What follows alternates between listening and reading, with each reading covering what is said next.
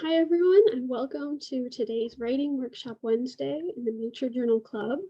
My name is Rebecca Ann Rolnick, and today we're going to talk about interviewing a creature and the differences between empathy and anthropomorphism and how to ask good questions. I couldn't really think of a title that nicely sums all of that up, but that's some of what we'll be talking about today. So for our starting question, I asked if everyone could define empathy and what that means to you. So we had some great responses in the chat. Empathy for me is being able to be in someone else's shoes, knowing how they feel, an effort to understand the feelings of another person. Knowing how someone else is feeling through same or similar personal experience, the practice of identifying with the other. And these are great responses. Well, thank you for putting those in the chat. Oh, just to get it out of the way, this is a free class and everyone is completely welcome to be here for free.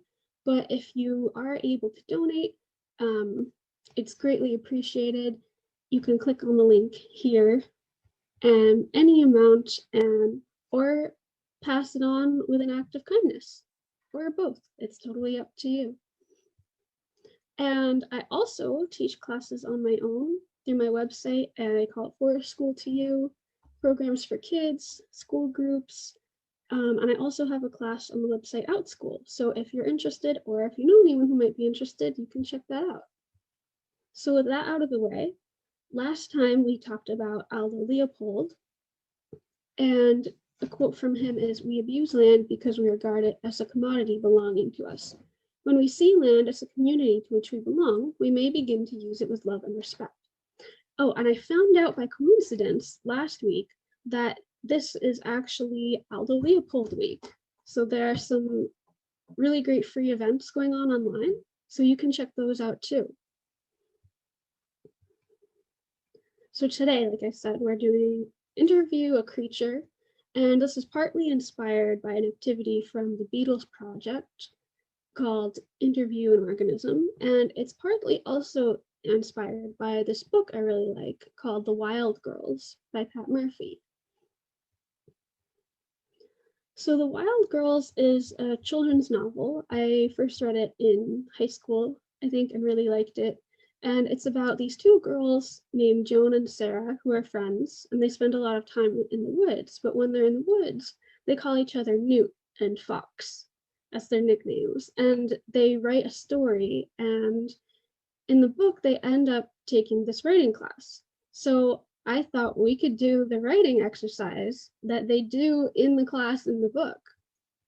And so in their class, the first thing they do is to interview each other, and their goal is to find something interesting that they can share with the others.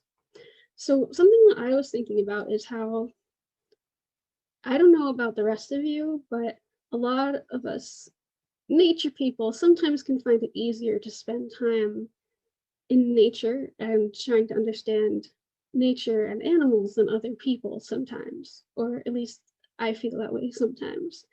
But I think that when we want to understand nature in a deeper way, it's also really important for us to understand and connect with each other too, especially where I live, and I think most of us, typically, most of us, well, not all of us live in the United States. Things are really divided right now, and a lot of people don't even want to talk to each other.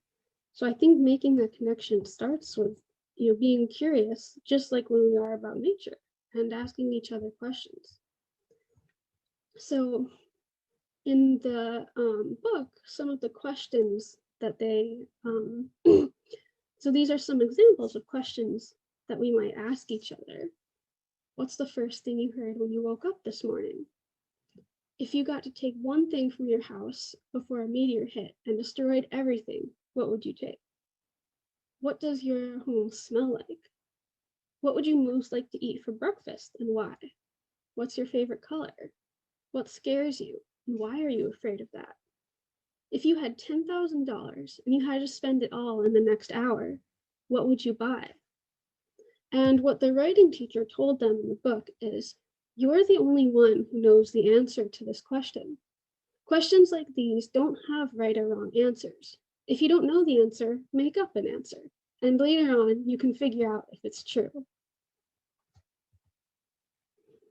So these are some example questions that I just read, but what other questions can we come up with? Every observation is the answer to a question. So our job is to find the right questions. So can anyone think of any other examples of questions that you might want to ask someone? If your goal is to learn something interesting about them. And I will type them in here if anyone would like to share their thoughts.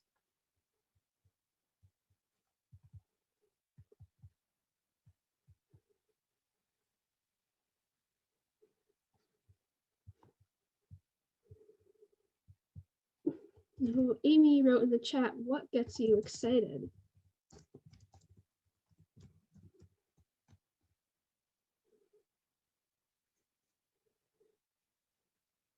So what makes a good interview question?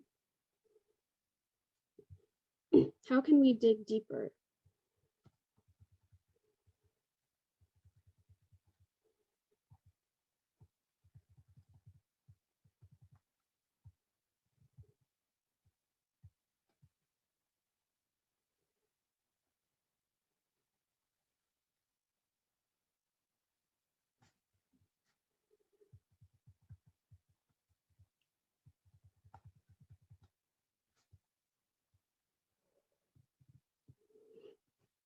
Looks like we got one more person coming in. All right, I don't see anyone else putting in any questions, but this is a good one. Whoops. Hi, Jose. We're just getting started.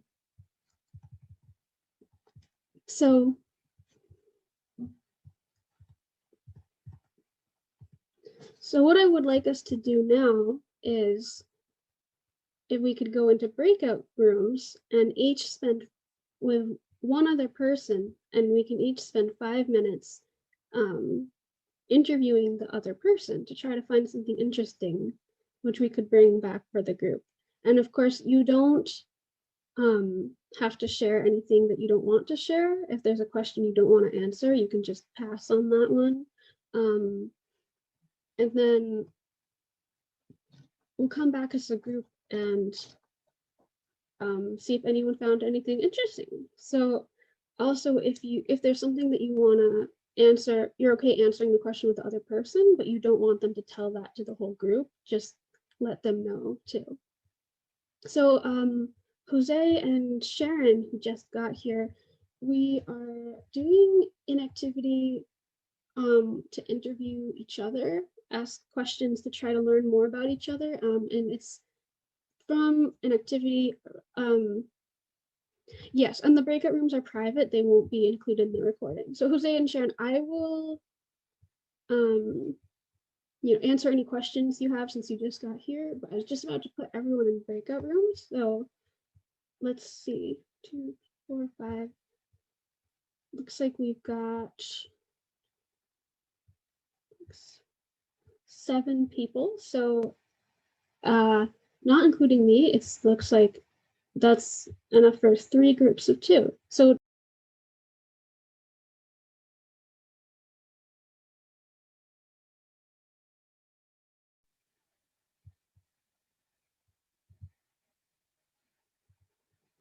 hi, everyone's all back. So how did that go for everyone? I know some of you had technical issues, but how did that go? And would anyone like to share something that you learned about the other person, as long as you know it's okay to share that piece of information? Where do I go? I can hear you, Jenny. Oh, okay. Yes, I believe the lady I spoke with was Rachel. And let me see, let me look at these questions. She says for breakfast, she loves breakfast food. So she loves lots of things, and most especially cereal. Her favorite color is blue, including sea blue. She's afraid of spiders. Thank you, Jenny. Mm-hmm. And Rachel, do you want to share anything that you learned about Jenny? You don't have to if you don't want to.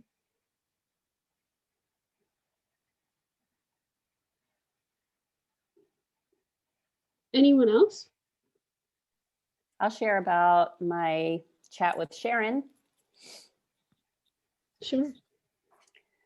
So Sharon likes to go out in nature journal. I didn't see the question, so I just asked my own questions.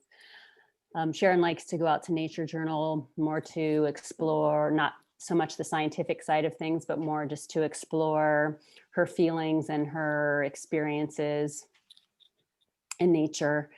And she is a recently retired physical therapist and living in Michigan. And we had that in common because I lived in Michigan for a while and went to Michigan State. So she taught for a little bit at U of M, my rival, but that's okay. So it was a nice chat. Great. Jose, would you like to share anything about your conversation with Jim? I know Jim's microphone isn't working right now. We just chatted briefly. He's up in New York, and we were just talking about birds. He mentioned that because I have some house finches outside of my window, and he said that there hasn't been a lot of house finches up in his area. So that's kind of the extent of our conversation. That's great. And thank you all for being willing to participate in that. I just kind of sprung that on all of you, but I hope that you enjoyed it and thought about, how we can ask questions and learn how to understand each other and nature. So part 2 is, now we've interviewed each other, how can we interview a creature?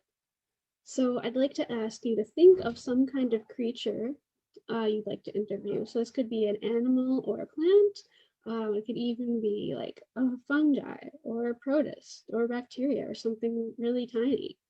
It's totally up to you. So if you could think of what organism you'd like to interview and learn more about, and what are the questions that you would like to answer them. So there are 2 categories of questions that we can ask here. You can make a chart if you'd like. There are questions that we can answer by direct observation, and there are questions that can't be answered by observation. So some of the ones that can be answered by observation are a lot of things that we usually talk about with nature journals, like descriptive questions. What does it look like? Counting, taking measurements, its behavior. What is it doing? How often, having timed observations, how often is it doing these behaviors and things like that. But there are other questions that can't be answered by observation, like what is the creature thinking about? What does it feel like to be this organism?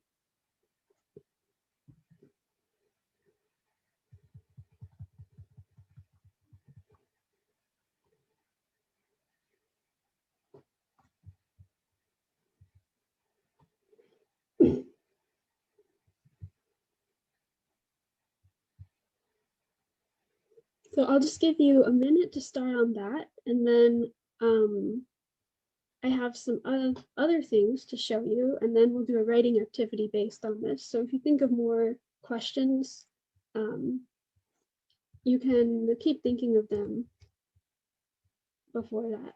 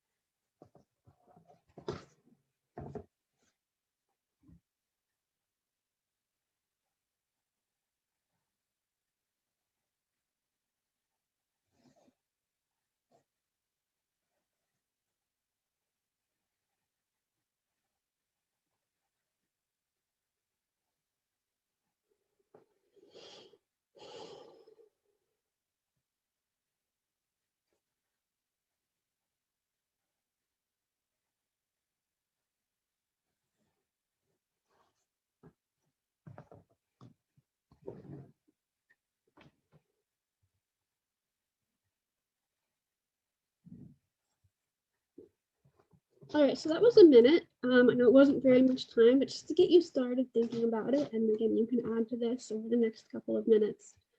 So what I'm going to ask you to do in a few minutes for this writing activity is pick some of these questions that you're most curious about and write the answers to these interview questions in the voice of the creature. I guess if writing from the creature's perspective.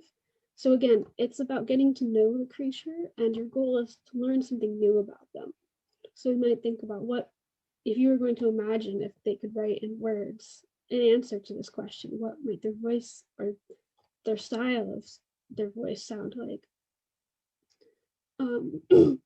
But what I want to talk about first is what is the difference between empathy and anthropomorphism?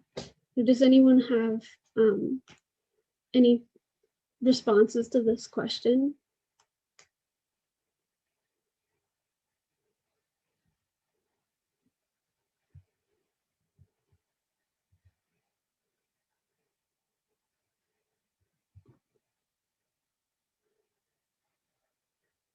I think Jim is writing something in the chat. Well, oh, hang on. So here's a quote about empathy, and some of the quotes that I'm about to show you are from the Beatles Project lesson plan, which I said partially inspired this. So empathy is a stimulated emotional state that relies on the ability to perceive, understand, and care about the experiences or perspectives of another person or animal. So a lot in common as the definitions that some of you gave at the beginning, understanding someone else's perspective. And oops. But anthropomorphism means when people project human characteristics and values onto non-human creatures and things. It's useful and scientific to attempt to understand the needs and perspectives of other organisms. Anthropomorphism can lead to understanding, empathy, and environmental concern.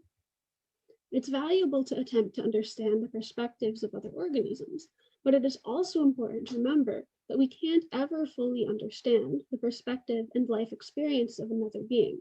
And the more different from us it is, the less we can understand. Anthropomorphism can be fun and playful, but must be used with awareness. Without awareness, anthropomorphism may lead to misunderstanding other organisms. And I would add that's true of other humans too. We can't ever completely fully understand somebody else because we haven't experienced what it's like to be them. So instead of complete so the thing about anthropomorphism is that it means projecting human characteristics onto another creature, but things like how do I say it? But we also don't want to assume that other creatures can't feel in similar ways to us. Like we wouldn't want to assume that animals can't feel or anything like that. So what we're going for is accurate empathy, trying to imagine what would it be like to be the organism for itself, not how it would be to be us in their position. So this quote says, "Our job as scientists is to insinuate ourselves into the world of the organism, not to drag it into ours." So we still want to understand the other organisms and understand that we might have some things in common with them, but we can't completely understand what it would be like to be them. And so an example would be anthropomorphism might be to say, the lizard likes that rock. But to say an accurate empathy, we might say, the lizard keeps returning to that rock. It spends more time on the rock than off the rock. We're describing the behaviors that we see in our observations, but we're not making assumptions about whether the lizard likes the rock or not, because we can't know that for sure. Or you might say it's scared, but a more accurate way to say that might be it's backing up and holding up its claws when I get up close, describing its behaviors rather than making assumptions. And so what I think is that, actually, let's come back to that in just a minute. So this actually was a national debate about 120 years ago, about whether people should use anthropomorphism or not. It was called the nature fakers controversy. And I actually learned about this in one of my environmental writing classes in college. It was about the conflict between science and sentiment as methods of understanding the creatures of the wild. So it was a criticism of a lot of the popular nature books of the day, which are described as romantic tales that portrayed animals who think symbolically, develop a culture, and conduct themselves like little men. Or I'm sure you can all think of the sorts of stories that we're talking about here, or stories of wild animals doing things that are just really outrageous. And part of the controversy is these books were very popular with schools, and school children were reading a lot about them to learn about natural history. And so some people thought that's not right. They should be learning how animals really are. And so John Burroughs was another nature writer, and he wrote this article, Real and Sham Natural History, which was kind of calling out all these nature writers. And it ended up being this back and forth. People were writing all these opinion pieces and articles. This was like on a national level, people in newspapers and magazines, and even President Theodore Roosevelt was heavily involved in the debate. So some of the, these are some of the quotes from these debates. So Theodore Roosevelt wrote, "I don't believe for a minute that some of these men who are writing nature stories and putting the word truth prominently in their prefaces know the heart of wild things." And then one of the authors countered, saying, "Who is he to write? I don't believe that some of these nature writers know the heart of wild things," in an open letter that received national attention. "I find after carefully reading 2 of his big books that every time he gets near the heart of wild thing, he invariably puts a bullet through it." Because Theodore Roosevelt was a conservationist and he doubled the national parks at the time, but he also was a hunter. And then William Hornaday, who was director of the New York Zoological Park at the time, said, "Whenever Mr. Long enters the woods, the most marvelous things begin to happen." Saying like, oh, well, all these crazy things happen. It must only happen when you go in the woods, because they're not happening when I walk into the woods. So just the level of salt in these like I would almost, this is almost, you almost would think that these were in the comments of, on social media today. But this was a big deal. And so again, this was a national debate, and I just think it's really interesting that people would be giving it such importance on a national level. Whatever side of the debate you're on, the fact that people thought this was really important, and just the fact that it happened at all was able to bring attention to a lot of people of the to the environment, and helped a lot of young people at the time to become naturalists. So I think the fact that it, whichever side you are on, I think the fact that the debate happened was a really good thing for conservation. So again, accurate empathy. And so what I'm thinking is that science and imagination are both important, and we can use both as long as we're clear about which is which. So we could write, we could imagine what it might be like to be another creature and write some answers to our interview questions. But as long as we know that that's not a definitive answer, we might be wrong about some things. So I think this ties back in nicely to the quote from the book Wild Girls, which I showed at the beginning, which was, "If you don't know the answer, make up an answer. Later on, you can figure out if it's true." So we can use our imagination to come up with what we think might be something this creature might say if it could talk. And then once we've got that out there, we can do some more observation, more research, and see later if we still think that's true or not.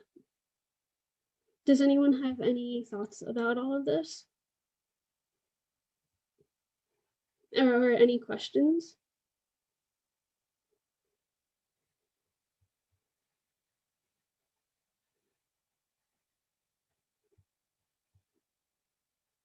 All right, well, if anyone does have any questions, let me know. So let's take 10 minutes right now to do some writing, interviewing our creatures, and then after that we can share. So does that sound like fun to everyone? Are you willing to try it out?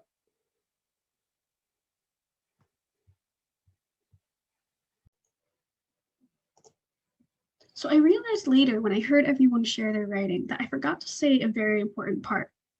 When we're thinking like a scientist, we want to use the accurate empathy I described and make sure not to anthropomorphize the creatures. Questions like, how does it feel to be a warbler? Or what is the warbler thinking about? Are sometimes referred to as the leave it be questions, meaning that although these questions are interesting, we can't answer them using science and observation. So we have to just leave them be and not try to answer them. But in this case, we're writing and we can use our imaginations. So I'd really like to encourage you to try writing in the voice of the creature you're interviewing, from their imagined perspective. I want you to understand the difference between empathy and anthropomorphism, but right now, don't worry so much about whether you're using anthropomorphism. Like I said, science and imagination are both important as long as we understand which is which. All right.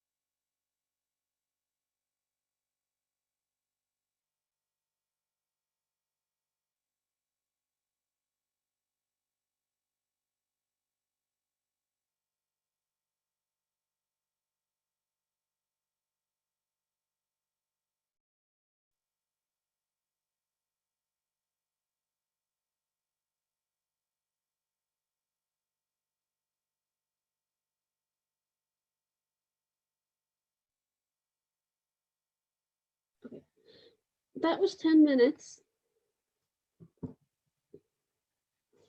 How did that go for everyone?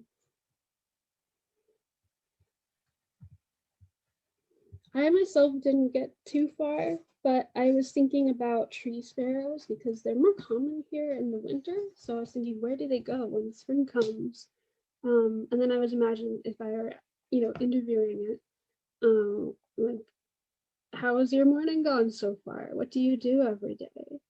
I was thinking about questions like, do you feel scared when you hear a hawk? Do you feel proud when your chicks learn to fly? Where's your favorite place? Which is more of a subjective question, but that also could be answered through observation too. So I think by thinking of it in this way, at least for me, helped me to realize that a lot of these questions still can be answered by observation if you kind of put it in a different way. So would anyone else like to share either what you wrote or anything, any of the questions that you asked, what organism you asked, what it made you think about just now?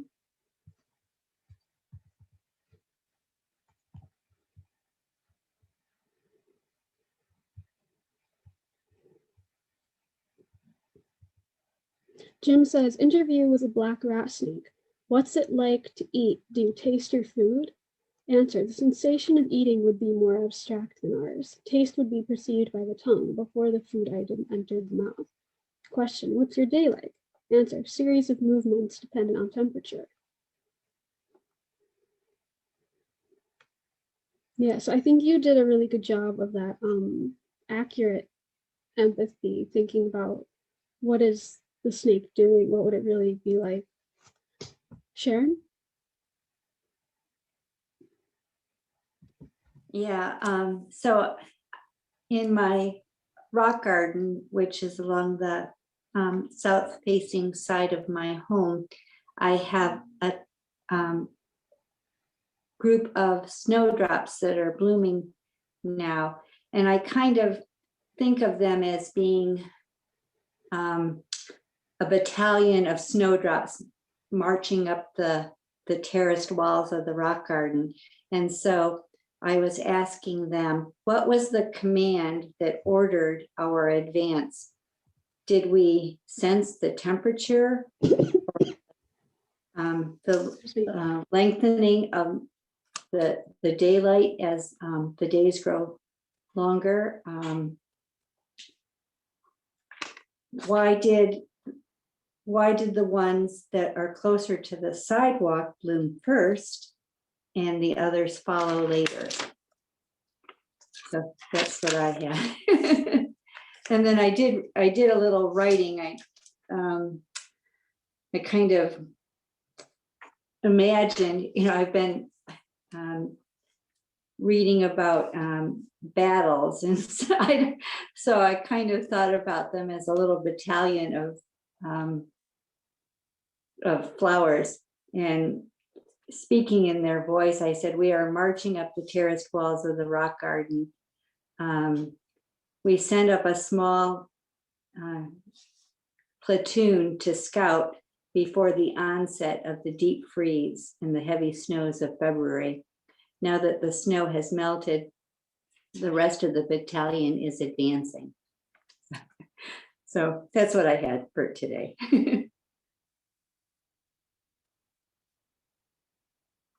Thank you for sharing. I love that image of the flowers being a battalion. That's great. Yeah, there's such a large group of them, and some of them bloomed in December and January, and the others are following now. The ones that had bloomed earlier this winter, if I were to continue writing, I'd talk about how their uniforms are all bedraggled, and they look withered and nasty. They don't look nearly as fresh and juicy as the ones that have just now emerged. And kind of use a metaphor of how they appear as being what their uniforms are like. So there are a lot of different ways I could take this. So it was fun. Thank you, Sharon. And thanks, Amy, for giving your thought too. You're all welcome to respond to each other's writing too. Like, it's not just me, responding to everyone. So it's 1 o'clock now. If anyone else would like to share, I can stay a little bit longer. Just before I finish the recording, if you'd like to learn more about what we talked about today, you can take a look at these links from the book The Wild Girls, the Interview and Organism lesson plan, and some more information about the Nature Fakers controversy.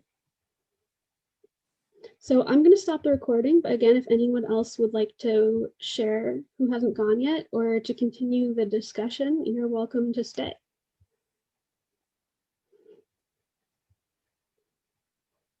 Thanks, Rebecca. Bye, everybody. All right. Yeah, I'm sorry. I must leave also. I have an